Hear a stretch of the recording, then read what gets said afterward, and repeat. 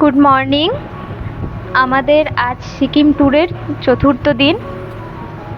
প্রথমেই আগের ভিডিওতে আপনাদের দেখালাম আমরা মাউন্ট কাটাওতে গেছিলাম। তো মাউন্ট কাটাও থেকে আমরা এখন যাচ্ছি ইয়ামথাং ভ্যালি। ইয়ামথাং ভ্যালি প্রায় গ্যাংটক থেকে প্রায় 150 কিলোমিটার দূরে অবস্থিত, আর এটা সমুদ্রপৃষ্ঠ থেকে প্রায় 3500 মিটার বা 11,600 ফুট উঁচুতে অবস্থিত। আর এটা হচ্ছে মনগান ডিস্ট্রিক্টের মধ্যে পড়ছে। আর এই ইয়ামথাং ভ্যালি হচ্ছে সিকিমের হচ্ছে ভ্যালি অফ ফ্লাওয়ার্স বলে এটাকে, কারণ আমরা যে সময়টা যাচ্ছি হয়তো সেখানে বরফই পাবো। যদি এটা একটু জুন বা জুনের আগে মার্চ এপ্রিলের পরে যাওয়া যায় তাহলে হচ্ছে খুব ওখানকার পুরো রোডোডেনড্রনের যে ফুলের সমাগম হয় ওটা খুব দেখার মতো। দেখা যাক আমাদের ভাগ্যে কি আছে। পাহাড় ভ্রমণে যেতে ভালোবাসে না এমন মানুষ আমাদের দেশে হয়তো খুব কমই রয়েছে। উচ্চতার ভয় থাকলেও পাহাড়ি প্রকৃতির মাধুর্য উপভোগ করার জন্য মানুষ পাহাড়ে ঘুরতে যায়। সেই রকমই এত সুন্দর রৌদ্রোজ্জ্বল পরিবেশ ছিল মাউন্ট কাটাওতে, আমরা ভুলেই গেছিলাম আমাদের ইয়ামথাং ভ্যালিতে যেতে হবে। সকাল 7টা থেকে 10টা অবধি ওখানে আমরা এনগেজ ছিলাম, তাও আসতে ইচ্ছে করছিল না। আর বলে রাখি মাউন্ট কাটাওটা হচ্ছে প্যাকেজের মধ্যে থাকে না, আগের ভিডিওতে বলা আছে। আর ইয়ামথাং ভ্যালিটা হচ্ছে প্যাকেজের মধ্যে। আমরা এখন ইয়ামথাং ভ্যালির দিকে এগিয়ে যাচ্ছি। আর একটা এর আগের ভিডিওতে আমরা উল্লেখ করেছি যে মাউন্ট কাটাও যেতে ড্রাইভারের সাথে আগে কথা বলে নিতে হবে এবং সেই দামটাও ঠিকঠাকভাবে ওরা বলে। অনেক সময় বেশিও চায়, কিন্তু ম্যাক্সিমাম 3,500 থেকে 4,000-এর মধ্যে হয়ে যায়। এবার সেটা যদি 7জন 8জন গ্রুপে থাকে তাহলে তো খুব কম খরচে সেটা ঘুরে আসা যায়। এবং আমার মনে হয় যেহেতু আমরা সিকিমের ট্যুর প্ল্যানিং করেছিলাম, তো সেই অর্থে আমার মনে হচ্ছে যে ঘুরে আসাটাই ভালো, না হলে আর সুযোগ পাবো না। হ্যাঁ, গেলে অবশ্যই সব জায়গায় কভার করে আসাই ভালো, কারণ সব সময় তো আর সুযোগ হয় না যাওয়ার। এই যেরকম আমরা 0 পয়েন্টে যেতেই পাচ্ছি না, সেটাই মানে সবচেয়ে আফসোস হচ্ছে 0 পয়েন্টে আমরা যেতে পাচ্ছি না। যেদিকে চোখ যায় শুধু বরফ আর বরফ, মনে হয় কোনো এক বরফ রাজ্যে এসেছি। তুষার মুকুট মাথায় পরে বরফের চাদরে মুখ ঢেকে রেখেছে রাস্তার দুপাশের পর্বতগুলো। কনকনে বাতাস, নরম আলো আর চারিদিকের শ্বেত শুভ্র পাহাড় মনে শিহরণ জাগায়। আমরা এখন ভীষণ ঠান্ডার মধ্যে আছি, আর এটা হচ্ছে ইয়ামথাং ভ্যালি। ঠিক আছে, এই যে চারদিকটা পুরো পাহাড়ে ঘেরা, আর মাঝখানে ভ্যালি। নিচে গিয়ে আমরা আরো দেখাচ্ছি। হ্যাঁ,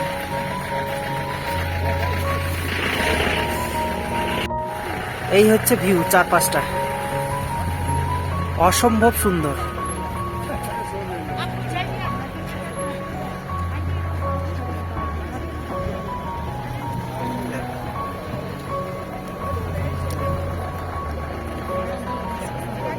চারপাশটা ভিউ।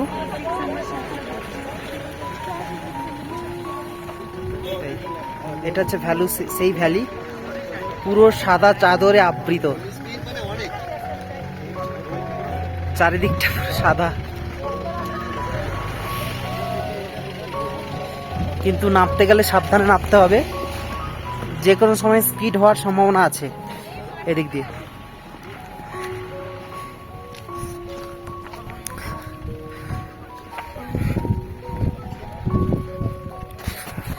সাবধান, এখানে স্কিড হবে। পুরো সাদা, এই সেই ভ্যালি,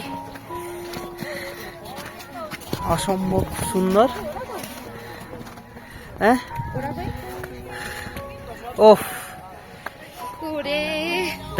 দারুণ ভিউ, অসম্ভব সুন্দর।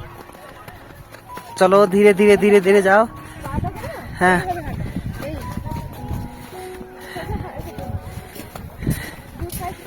ঠিক আছে, নামার সময় তো কোনো অসুবিধা হচ্ছে না, ওঠার সময় একটু অসুবিধা হলেও হতে পারে। প্রথমে এইটা দিতে হবে ওঠার সময়, ঠিক আছে? নামার সময় একটু প্রবলেম মনে হচ্ছে, তাই না? আমরা ভ্যালিতে নামছি।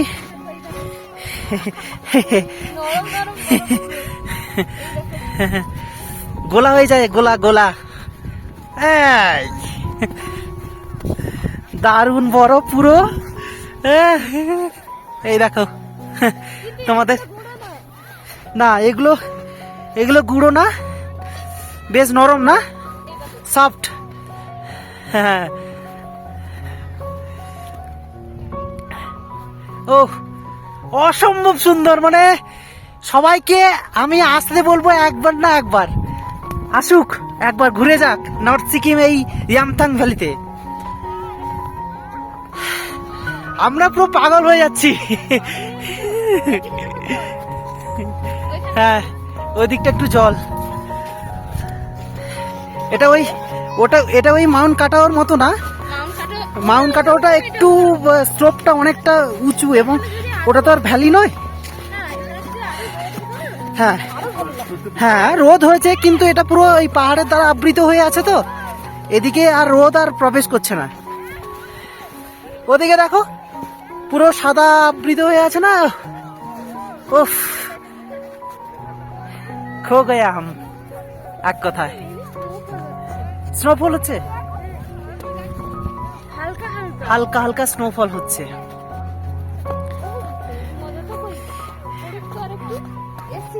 কই ওরা কোথায়? সৌরভ আর দেবলিন না হারিয়ে গেছে। আমাদের সাথে আরো দুজন কাপল আছে। ও দেখতে পাচ্ছ, হ্যাঁ ওর এই ভিউ দেখে কোমরে ব্যথা কমে গেছে। এই দেখো এই পাটা ঢুকে যাচ্ছে অনেকটা, ঠিক আছে? তবে বলবো আমরা একটা কথা, যে গামবুট কখনো ইউজ করবে না তোমরা, একটু ভালো কোয়ালিটির জুতো কিনবে। শুগুলো কিনলে গ্রিপ আছে যেগুলোতে, সেগুলোই ঠিক আছে। এবারে গামবুট পরতে গেলে শু খুলে তারপরে গামবুটটা পরতে হবে, তার মানে ঠান্ডাটা ডাইরেক্ট ঠান্ডা লাগবে, তখন বেশি কষ্ট হবে। ভেতরে ঢুকছে না, এমন কিছু পা ভেতরে ঢুকছে না, ঠিক আছে? এই যে আমরা ওই নদী বয়ে যাচ্ছে একটা, এটা কি তিস্তার উৎপত্তি? হ্যাঁ হ্যাঁ হালকা হালকা স্নোফল হচ্ছে, কিন্তু ক্যামেরাতে ধরা পড়বে না আশা করছি। স্লো একদম, মানে ওই বাতাসটা, অবশ্য ওই গাছের উপরে যে বরফগুলো জমে আছে দেখা যাবে ওইগুলোই হচ্ছে ফ্লো করছে। হ্যাঁ তুমি ওই নাকের যে নেক ব্যান্ডটা আছে, নেক ব্যান্ডটা নিয়ে নেবে না? এই দেখো অসম্ভব ভিউ, চারিদিকটা পুরো পাহাড়ে বেষ্টিত।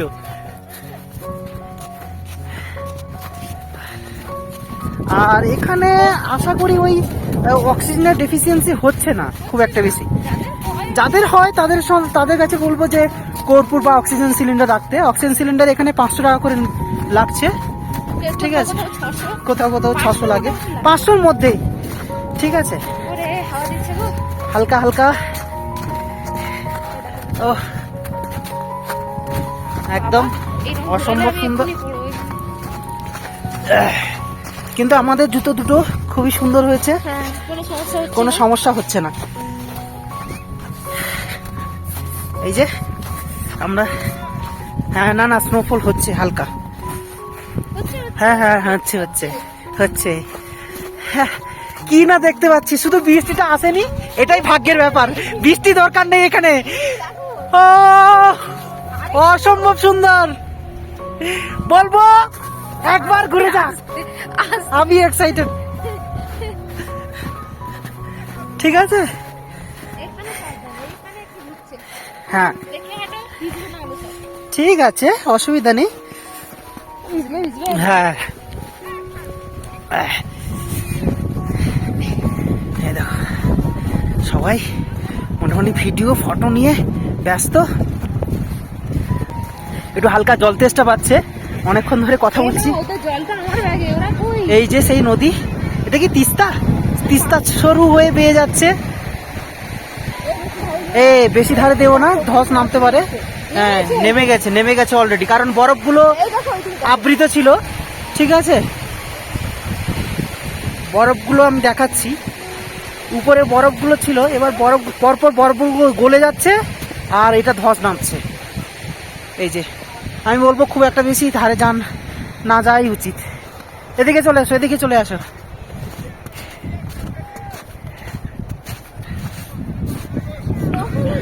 স্নোফল হচ্ছে না, ইলসে গুড়ি বৃষ্টি যাকে বলে।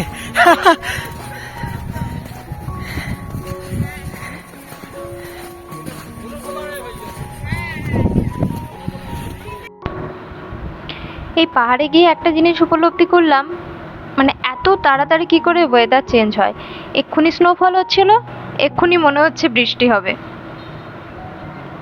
তো এখানে প্রথমে ভাবছিলাম যে কোনো অসুবিধা হবে না হয়তো, এসে যখন মনে হচ্ছিল, কিন্তু অনেকক্ষণ থাকার পরে কষ্ট হচ্ছে। বিশেষ করে এখানে বেশি দৌড়ঝাঁপ করলে একদম হাঁপিয়ে যাবেন। একদমই তাই, বেশি দৌড়ঝাঁপ করা যাবে না, ধীরে সুস্থে মাথা ঠান্ডা রেখে যে জিনিসটাকে উপভোগ করতে হ্যাঁ, হবে। অনেকেই অসুস্থ হয়ে পড়েছে, বমি টমি করছে অনেকে। তারপরে হচ্ছে মানে আস্তে আস্তে আস্তে আস্তে করে যাওয়াটাই ভালো আর কি। আমরাও ফেরার সময় আস্তে আস্তে করে হেঁটে হেঁটে গেলাম, মানে বেশি তাড়াতাড়ি করে হাঁটা যাচ্ছে না। আর হচ্ছে কর্পূর সঙ্গে রাখবেন অবশ্যই। আর যাদের শ্বাসকষ্টের প্রবলেম আছে তারা অবশ্যই একটা করে অক্সিজেন সিলিন্ডার রাখবেন কাছে, কারণ অসুবিধা হচ্ছে। ভাবছিলাম হবে না, কিন্তু হচ্ছে। আমরা ভাবছিলাম হয়তো শুধু 0 পয়েন্টে গেলেই অসুবিধা হবে, কিন্তু না, এখানেও হচ্ছে।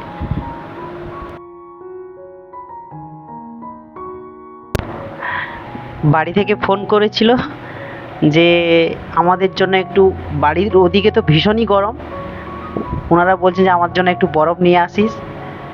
তো এই যে বরফ নিয়ে বোধহয় ব্যাগে ট্যাগে ঢোকাবে, কিন্তু না, এ তো ছুঁড়ে দিল, বরফ নিয়ে খেলা করতে চাইছে এই বয়সে এসে। অবশ্য বয়সটা এখানে ফ্যাক্ট নয়, এখানে সবাই খেলাধুলা করছে। সব স্মৃতিচিহ্ন রেখে গেছে, দেখাচ্ছি। এটা ভেঙে গেছে প্রায়। এই যে যাচ্ছি, ঢুকে যাচ্ছি অনেকটাই ঢুকে যাচ্ছে। এই যে এই সেই স্মৃতিচিহ্ন।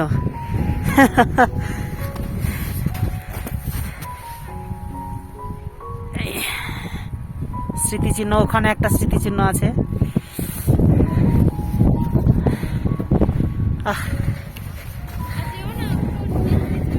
হ্যাঁ, ভিজে গেছে অনেকটাই, হালকা স্নোফল হচ্ছে, বোঝা যাচ্ছে, ক্যামেরাতে বোঝা যাচ্ছে। কারা ওরা, কোথায়?